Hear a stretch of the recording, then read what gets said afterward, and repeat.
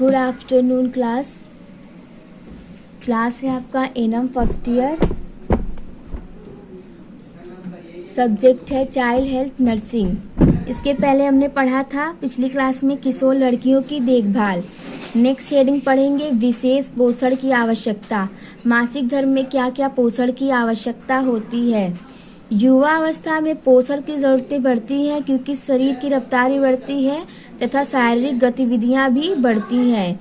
जब युवा अवस्था प्रारंभ होता है तो क्या होती है, पोषण की भी ज़्यादा ज़रूरत पड़ती है क्योंकि जो शरीर की रफ्तार होती है वह जल्दी जल्दी बढ़ती है और शारीरिक गतिविधियां भी जल्दी जल्दी बढ़ती हैं, जिससे पोषण की ज़रूरतें भी बढ़ जाती है। नेक्स्ट है, इस अवस्था में किशोरियों की खान पान संबंधित आदतें अच्छी होनी चाहिए, उनकी जीवन शैली स्वच्छ हो। किशोरियों के लिए सही पोषण शरीर की बढ़ती मांग के अनुसार काफ़ी महत्वपूर्ण है। इस अवस्था में क्या करना, जो किशोर लड़के लड़कियां होते हैं, ठीक है, उनके खान पीन संबंधित अच्छी आदतें होनी चाहिए। ठीक है, किशोरियों के लिए क्या होना चाहिए, सही पोषण की मांग होनी चाहिए, जिससे वो काफ़ी महत्वपूर्ण होता है, जिससे वह अपने खाने पीने पर अच्छे तरीके से ध्यान दे, जिससे उनकी शारीरिक गतिविधियाँ भी अच्छे से बढ़ सके। नेक्स्ट है, इस अवस्था में सभी पोषक तत्वों की ज़रूरत होती है। इस अवस्था में क्या होती है, सारे पोषक तत्वों की ज़रूरत होती है। खासकर किसकी ज़रूरत होती है, कैल्शियम, लौह, आयोडीन की ज़्यादा ज़रूरत होती है। किशोरियों में अधिक लौह की आवश्यकता शारीरिक बढ़ोतरी के कारण होती है। किशोरियों में अधिक लौह की आवश्यकता क्यों होती है, क्योंकि इससे शारीरिक बढ़ोतरी होती है। ठीक है, और मासिक धर्म की वजह से लौह ही ज़्यादा आवश्यक होता है। मासिक धर्म में क्या होता है, लौह की ज़्यादा आवश्यकता होती है। अगर गर्भाधारण में लौह की कमी हो तो कारण गर्भावस्था की जोखिम भी बढ़ती है। अगर लौह की कमी गर्भावस्था के दौरान है तो क्या होता है कि गर्भावस्था जोखिम में भी हो सकता है। ठीक है, नेक्स्ट है, आयोडीन की कमी से भी शरीर का बढ़ना बंद हो जाता है। मैंने बताया लौह की कमी से क्या होता है, शारीरिक बढ़ोतरी बढ़ना सही से नहीं बढ़ती है, लेकिन आयोडीन की कमी से भी क्या होता है, शरीर बढ़ना बंद हो जाता है।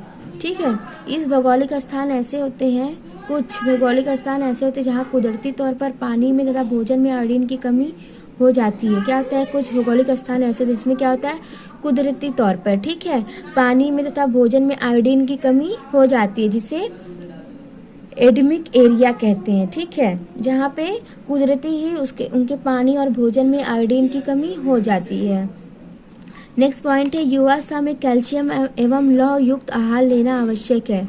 युवावस्था में क्या होता है कि कैल्शियम युक्त और लौह युक्त आहार लेना आवश्यक होता है। जैसे आहार में दूध और दूध से बनी चीज़ें, आयोडीन युक्त नमक होना चाहिए, साथ ही हरे पत्ते वाली सब्जियां, दालें, गुड़, मांस, अंडा, मछली इत्यादि लेना चाहिए। ठीक है, नेक्स्ट है, जिन लड़कियों का शरीर सही रूप से नहीं बढ़ता उन्हें गर्भावस्था के दौरान उलझनों का सामना करना पड़ता है। जो लड़कियों का सही से विकास नहीं हो पाता है, शरीर सही से नहीं बढ़ पाता है, तो जब भी वो प्रेग्नेंट होती हैं बहुत सारी कठिनाइयों का सामना करना पड़ता है, तथा बच्चे का जन्म जो होता है वह उसके नॉर्मल वेट से कम ही होता है, जिसको हम लोग क्या बोलते हैं, लो बर्थ वेट बेबी। अतः किशोरावस्था में लड़कियों की पोषण पर विशेष ध्यान रखना चाहिए। इसीलिए किशोरावस्था के दौरान लड़कियों के पोषण पर विशेष ध्यान रखना चाहिए, जिससे वह इन सारी प्रॉब्लम से बचे रहें। अगर वो अच्छे से खाएंगी पिएंगी तो उनका अच्छे से विकास होगा। ठीक है, जिससे जब उनकी शादी होगी, जब भी वो प्रेग्नेंट होंगी, तो होता है ना कि सब लोग बोलते हैं अच्छे से खाओ पियो, अभी नहीं पता चल रहा है, बाद में शादी के बाद पता चलेगा। तो शादी के बाद वही उनको प्रेगनेंसी में बहुत सारी प्रॉब्लम होती है। उनका अच्छे से मतलब कि अगर अच्छे से खाएंगी पिएंगी, वीकनेस की वजह से उनका एबॉर्शन भी हो जाता है। अगर वो अच्छे से खाएंगे नहीं पिएंगे तो अगर बेबी होता भी तो वो सामान्य वजन से कम होता है, जिसको लो बर्थ वेट बेबी कहते हैं।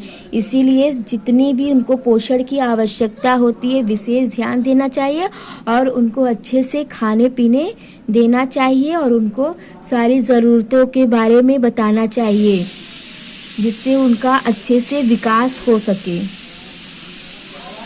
नेक्स्ट हेडिंग है शीघ्र विवाह और उसके प्रभाव। इसमें क्या होता है, पहले के ज़माने में क्या होता था कि पहले के ज़माने में बाल विवाह ही करवा दिया जाता था। ठीक है, उससे बाल विवाह के थ्रू क्या होता था कि बहुत सारी लड़कियों को प्रॉब्लम को फेस करना पड़ता था। वो प्रेग्नेंट नहीं हो पाती थी मौका, और अगर होते भी थे तो बच्चे के स्वास्थ्य को भी हानिकारक पहुंचता था। जैसे अब जाहिर सी बात है कि अगर बाल विवाह होगा, उन बाल विवाह के ज़रिए क्या होता है कि जो लड़कियां होती हैं उनका विकास सही से नहीं हो पाता है। जब विकास सही से नहीं हो पाएगा तो उनके बॉडी पे ज़्यादा इफ़ेक्ट करता है। तो देखिए इसमें क्या होता है, किशोरावस्था में शादी हो जाती तो उनका स्वास्थ्य पर प्रतिकूल प्रभाव पड़ता है। जिन लड़कियों की शादी किशोरावस्था में हो जाती तो उनके स्वास्थ्य पर बहुत ज़्यादा प्रभाव पड़ता है। युवतियों के लिए गर्भावस्था एक तरह से उनके स्वास्थ्य के लिए जोखिम बन जाती है। जो युवतियां होती है गर्भावस्था एक तरफ से क्या होता है, उनके स्वास्थ्य के लिए जोखिम खतरा बन जाता है। किशोरावस्था में लड़कियों जोखिम बन जाती हैं। अगर किशोरावस्था के दौरान कोई भी लड़की प्रेग्नेंट होती है, ठीक है, तो वो उनकी जान के लिए भी खतरा हो जाता है। किशोरावस्था में लड़कियों का शरीर का पूर्ण रूप से विकसित नहीं होता है। गर्भावस्था व शिशु जन्म उसके स्वास्थ्य के लिए हानिकारक होते हैं। क्या होता है कि किशोरावस्था में क्या होता है, लड़कियों का शरीर का पूर्ण विकास नहीं हो पाता, जिससे क्या होता है गर्भावस्था के दौरान शिशु जन्म उसके स्वास्थ्य के लिए हानिकारक हो जाता है। तथा क्या होता है, मानसिक व भावनात्मक रूप से भी वह विवाह के लिए परिपक्व नहीं होता। जिससे जो लड़कियां होती हैं वो मानसिक व भावनात्मक रूप से भी विवाह के लिए तैयार नहीं होती हैं। ठीक है, अब देखिए शीघ्र विवाह जब भी होता है तो उससे क्या क्या प्रभाव दिखाई देते हैं। सबसे पहले स्वास्थ्य पर बुरा प्रभाव पड़ता है, उनके स्वास्थ्य पर बुरा प्रभाव पड़ता है। गर्भावस्था में बच्चों का विकास सही से नहीं हो पाता है। अब जाहिर सी बात है, बाल विवाह होगा, छोटे उम्र में शादी हो जाएगा तो उनका तो सही से विकास हो ही नहीं पाता है, तो बच्चे का विकास कहाँ से सही से हो पाएगा नहीं ना। तो उससे ये प्रभाव पड़ते हैं। व्यक्तित्व के विकास में बाधा आती है, जो व्यक्तित्व का विकास उसमें भी कठिनाइयों का सामना करना पड़ता है। समय से पूर्व शिशु का जन्म होना, 9 मंथ में बेबी होता है, ठीक है, उनका समय से पूर्व ही पहले ही बेबी का जन्म हो जाता है, जिससे वो सामान्य वजन से कम होता है, जिससे बेबी अस्वस्थ पैदा होता है। गर्भवती स्त्री अधिक जोखिम वाली स्थिति में होती हैं। जब भी वो प्रेग्नेंट होती हैं तो उनको भी खतरे होने का चांस रहता है। गर्भपात होने की संभावना होती है। अगर जब भी छोटे उम्र में शादी हो जाती है तो उनको अबॉर्शन के चांसेस ज़्यादा रहते हैं। जल्दी गर्भावस्था से खून की कमी होना, अगर वो जल्दी प्रेग्नेंट हो जाती है तो उनके अंदर खून की कमी भी हो जाती है। नेक्स्ट है कमज़ोर शिशु का जन्म होना और उनका बच्चा भी कमज़ोर पैदा होता है। नेक्स्ट मातृ मृत्यु दर बढ़ती है, जो मातृ मृत्यु दर होता है वो भी बढ़ने लगता है। हम लोग बोलते हैं ना कि जब भी बाल विवाह होता है तो उस दौरान अगर कोई लड़की प्रेग्नेंट होती है तो बच्चों का अच्छे से जन्म नहीं हो पाता, अच्छे से विकास नहीं, जिससे बहुत सारे बच्चे की डेथ भी हो जाती है, तो उनकी दर क्या होती है, बढ़ने लगती है।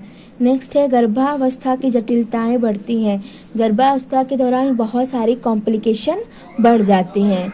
यही शीघ्र विवाह के प्रभाव, क्या क्या प्रभाव दिखाई देते हैं। अब देखिए पहले ज़माने हम लोगों ने भी देखा होगा, जिसकी शादी जल्दी हो जाती है उनको कई सारी प्रॉब्लम को फेस करना पड़ता है। ना तो वो सही से प्रेग्नेंट हो पाती हैं, बार बार उनका अबॉर्शन होता है। अगर प्रेग्नेंट भी होती हैं उनके बच्चों का सही से विकास नहीं हो पाता है, उनका जन्म से पहले ही जन्म हो जाता है, जिससे बच्चा कमज़ोर पैदा होता है, जिसको हम लोग क्या बोलते हैं, लो बर्थ वेट बेबी। ये सारी प्रॉब्लम दिखाई देती हैं जिनकी शादी शीघ्र हो जाती हैं, छोटे पर भी किशोरी अवस्था में ही हो जाती हैं। ठीक है, आज के लिए बस इतना ही। आज हमने 2 हेडिंग पढ़ा, विशेष पोषण की आवश्यकता और शीघ्र विवाह और उसके प्रभाव। नेक्स्ट डे हम लोग क्या पढ़ेंगे, नेक्स्ट डे हम लोग पढ़ेंगे किशोरावस्था में लड़कियों में गर्भावस्था व गर्भपात, किशोरावस्था में लड़कियों में अबॉर्शन। ठीक है, अबॉर्शन के बारे में पढ़ेंगे कि कैसे अबॉर्शन होता है। आज के लिए बस इतना ही। Thank you class.